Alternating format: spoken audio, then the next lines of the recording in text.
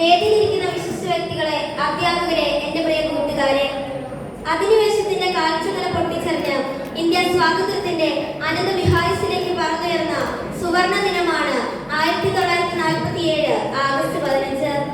ആ പുണ്യദിനം നാം ഓർക്കുകയും ആഘോഷിക്കുകയും ചെയ്യുമ്പോൾ ഭാരതത്തോടുള്ള കൂറും സ്നേഹവും പ്രകടമാകുന്നു. നാം ഇന്ന് അനുഭവിക്കുന്ന ഈ സ്വാതന്ത്ര്യം അനേക പുണ്യാത്മാക്കളുടെ ജീവിതത്യാഗത്തിന്റെ ഫലമാണെന്നത് നാം ഒരിക്കലും വിസ്മരിക്കരുത്. 1947 നിന്ന് 2025 ഇന്ത്യ വളർച്ചയുടെ പടിവുകൾ ചവിട്ടി കയറുകയാണ്.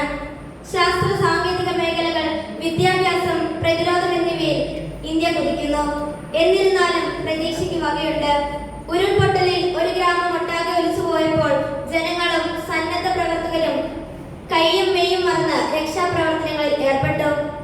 അങ്കോളിയയിലെ മണ്ണിടിച്ചിൽ കാണാതായ യുവാവിന് വേണ്ടി ഒരു നാട് ഒന്നാകെ ഒരുമിച്ചു. ഭാരതത്തോടുള്ള കൂറും സ്നേഹവും നമ്മുടെ പ്രവർത്തനങ്ങളിൽ പ്രകടമാകണം.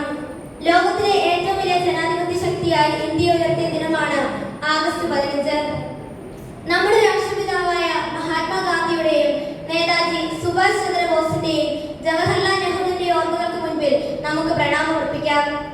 ഇത് ഓരോ പൗരന്റെയും ദേശസ്നേഹത്തിന്റെയും കഠിനാധ്വാനത്തിന്റെയും ഫലമാണ്. ഈ അവസരത്തിൽ നമുക്ക് ഈ ധീരജവാന്മാരെ സ്മരിക്കാം. എല്ലാവർക്കും ഒരിക്കൽ കൂടി എന്റെ സ്വാതന്ത്ര്യദിന ആശംസകൾ നേർന്നുകൊണ്ട് നിർത്തുന്നു. നന്ദി, നമസ്കാരം.